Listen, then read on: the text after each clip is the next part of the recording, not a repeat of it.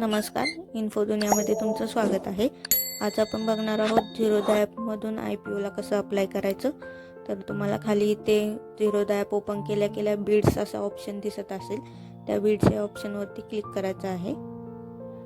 बीड्समध्ये select केल्यानंतर आता for example आपण DOMSच्या IPOला अप्लाय करूयात. तर त्यावर अप्लायवर क्लिक केल्यानंतर इथे तुम्हाला इंडिव्हिज्युअल इन्व्हेस्टर क्लिक करायचं आहे. त्यानंतर तुम्हाला अप्लाय या बटनवरती क्लिक करायचं आहे.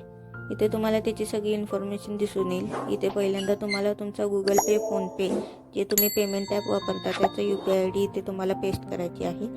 खाली क्वांटिटी आहे तशी असेल आणि प्राईससुद्धा ऑटो फिल केलेली असेल. तुम्हाला इथे कट प्राईजवरती क्लिक करायचं आहे आणि खाली तुम्हाला टर्म्स अँड कंडिशन्स सिलेक्ट करून सबमिट या बटनवरती क्लिक करायचं आहे.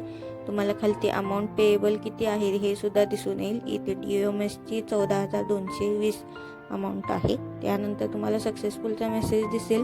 यात तुम्हाला डेडलाईन दिलेली असेल की त्याआधी तुम्हाला तुमचं पेमेंट कंप्लीट करायचं आहे.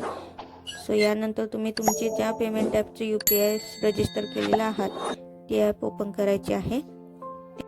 त्यानंतर तुम्हाला खाली इथे ऑटोपेचं ऑप्शन दिसेल, त्यात तुम्हाला क्लिक करायचं आहे आणि पेंडिंग रिक्वेस्टमध्ये तुम्हाला जायचं आहे. त्यात तुम्हाला तुमच्या DOMS इंडस्ट्रीची पेंडिंग रिक्वेस्ट दिसेल 14,220 ची, ती तुम्हाला ऑथराईज करायची आहे.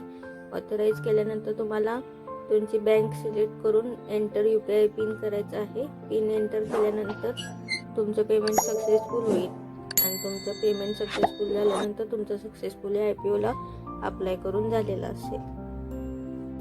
इथे तुमचे पैसे डेबिट होत नाहीत, ते लॉक किंवा फ्रीज केले जातात बँककडून. जर तुम्हाला अलॉटमेंट मिळाली तर तुमचे पैसे कट होतात, जर नाही मिळाली तर तुमचे पैसे आहे तसे अनलॉक बँककडून केले जातात.